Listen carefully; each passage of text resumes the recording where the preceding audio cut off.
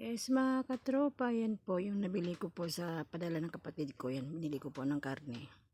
Mag-adobo po tayo. Naglagay na po ako dyan ng paminta, yung bulaklak na tawag doon, yung bulaklak ng saging yata yun. Tapos, yan, naglagay po ako ng laurel.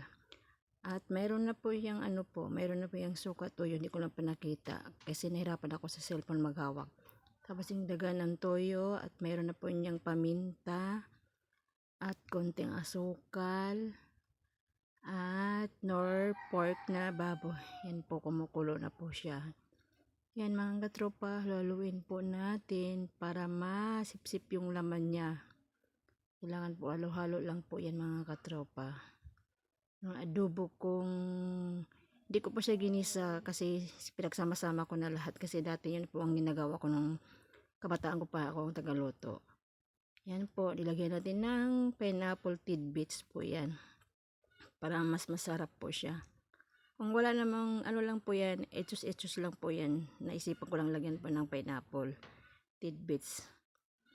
Yan po mga katropa, haluin natin para maluto ang lasa ng pineapple. Yan, halo-halo po tayo. Yan, nakulo na po siya mga katropa. Antayin na natin na lumambot ang mga karne. Kasi po siya, pork kasim yan yung nabili ko sa talipapa po. Yan mga katropa, haluin natin. Yum na po yan mga katropa. Yan. Yan na po, luto na po ang ating adobo na baboy. Yan po, kain tayo mga katropa. Please please po like and share lang po. Thank you mga katropa. God bless.